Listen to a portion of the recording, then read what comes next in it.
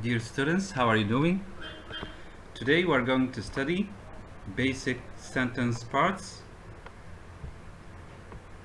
As you know, the two pillars upon which the sentence is built are the subject and the predicate. Section 18:1, subjects and predicates. A sentence is a group of words, as you know, with two main parts, a complete subject and a complete predicate.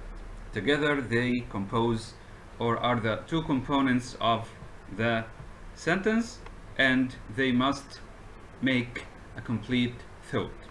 We should have a complete subject, a complete predicate, and a complete thought.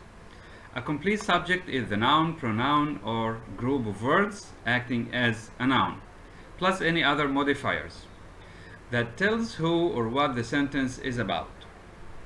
We have some examples here.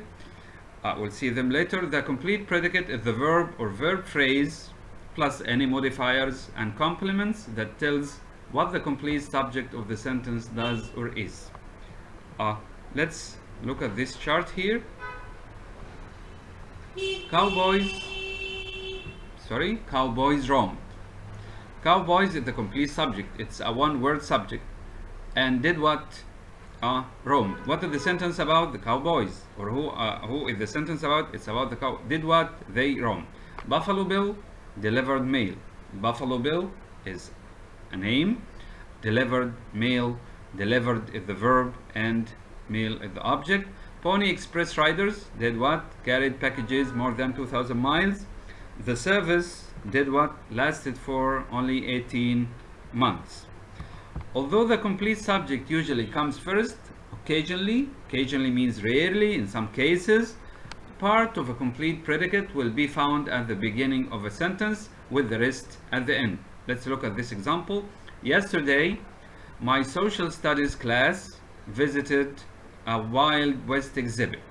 The sentence is, my social studies class, this is the subject, the complete subject, did what? Visited a Wild West exhibit yesterday. But here the word yesterday is put at the beginning of the sentence for emphasis on the time in which this happened. Number two, at the exhibit, we saw a collection of Wild West memorabilia. Memorabilia, things to remember, okay? So the complete subject here is we.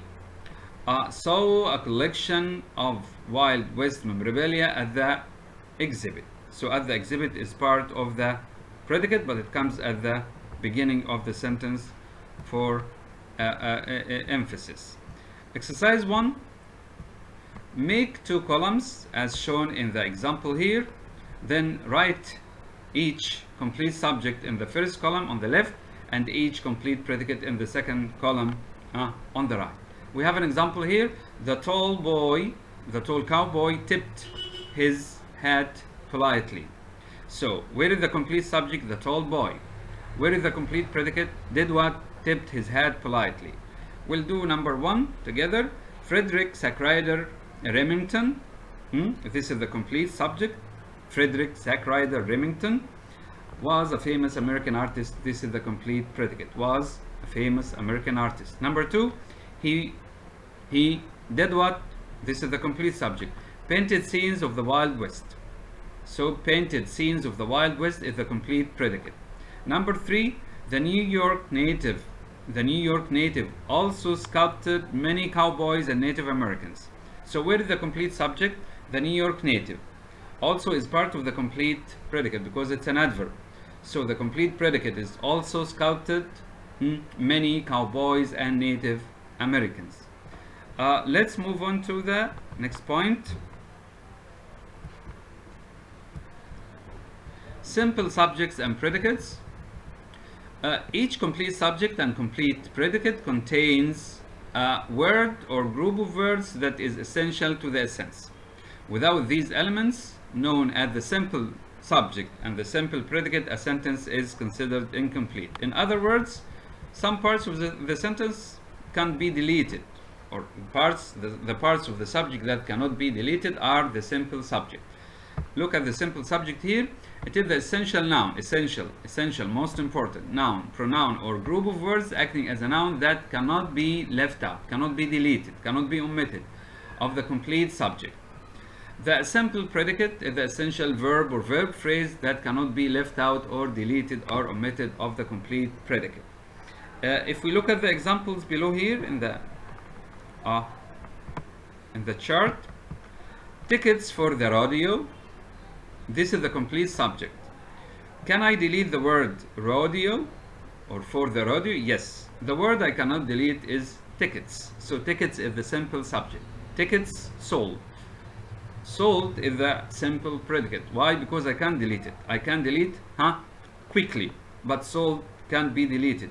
The meaning will change. So the complete subject and the simple subject and the simple predicate of this sentence is tickets sold.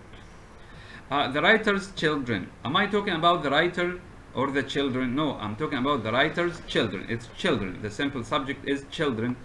Did what? Published, da da da da da. So the main word here, the simple predicate is the verb published. Number 3, the tiny nation of San Marino has always received. Here the verb is a verb phrase, has received. It's interrupted by the adverb always. Okay, what about the subject? Can I say San Marino is the subject? Hello. San Marino is the object of a preposition. It's preceded by of. The object of a preposition can never be the subject. Remember this rule. The object of a preposition can never be the subject. So I'm talking about the nation. The tiny nation has always received. This nation has received. Okay. He says here from this point on, the simple subject in this book, after this, in all the next chapters, is called the subject. And the complete predicate is called the verb. And the complete subject will be underlined once, and the simple subject will be underlined once, and the simple predicate will be underlined twice in this book. Locating subjects and verbs. Knowing a method for locating subjects and verbs in sentences will help you express complete thoughts in your writing. To find the subject, we ask ourselves, what word tells what this sentence is about? For example, Huda went to school yesterday. So this sentence is about Huda. What did the subject do? She went. So this is the verb. To find the verb, first ask, what word expresses action or state of being in this sentence? Went. Then ask, who or what? Who went? Huda. Before the verb. The answer will be the subject. So Huda is the subject and went is the verb. Let's look at this example. The train whistle signaled a warning. The train whistle signaled a warning. What is this sentence about? The whistle. So the simple subject is the whistle or the train whistle. Did what? Signal. So this is the verb. I think this is a piece of cake, and all these examples say the same stuff. We have exercise 2. Write the sentences drawing a vertical line between the complete subject and the complete predicate. Then underline each subject.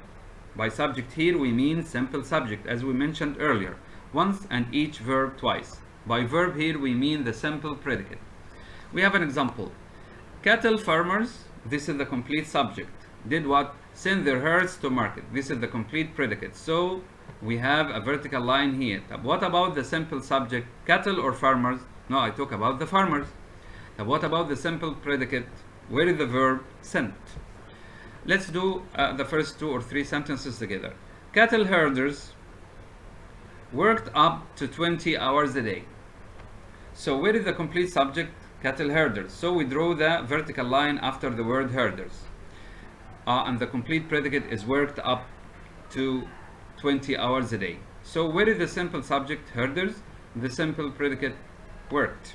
Worked. Up is not part of the verb. Be careful. Up is not part of the verb here.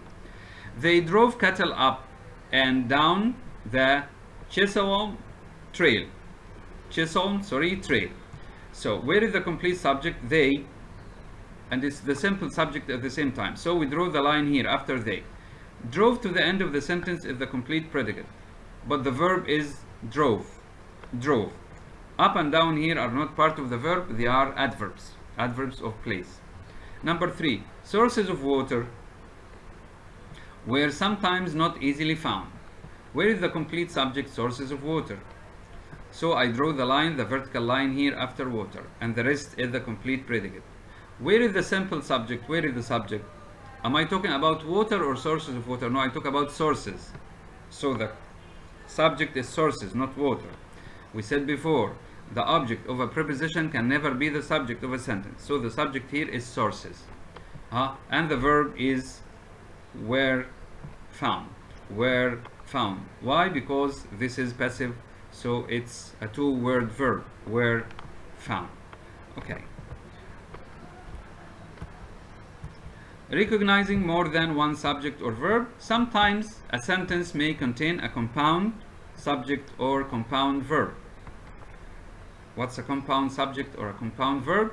A compound subject is two or more subjects having the same verb and joined by a conjunction like and or. In the following example, neither the horse nor the driver. So we have two subjects, horse and driver, and we have nor is the negative of or, as you know, or a form of a conjunction.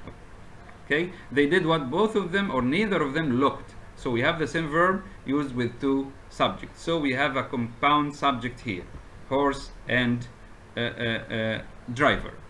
A compound verb is two or more verbs that have the same subject. So here we have one subject and more than one verb. If you look here, she sneezed and coughed. The subject is she. And the same person sneezed and coughed throughout the trip. So sneezed and coughed is the complete compound predicate.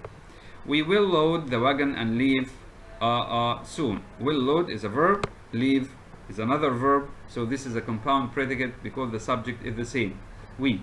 The dog and cat, this is a compound subject. We have two subjects, dog and cat. Eyed each other, eyed means looked at each other, this is a verb. Circled warily, another verb. Advanced into combat, a third verb. So we have a compound subject and a compound sentence, a compound predicate in the same sentence. Exercise 3. Write the words that make up the subject and verb in each sentence. Label them compound subject and compound verb.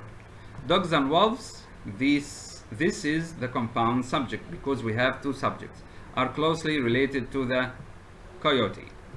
A howling coyote and cowboys around a campfire.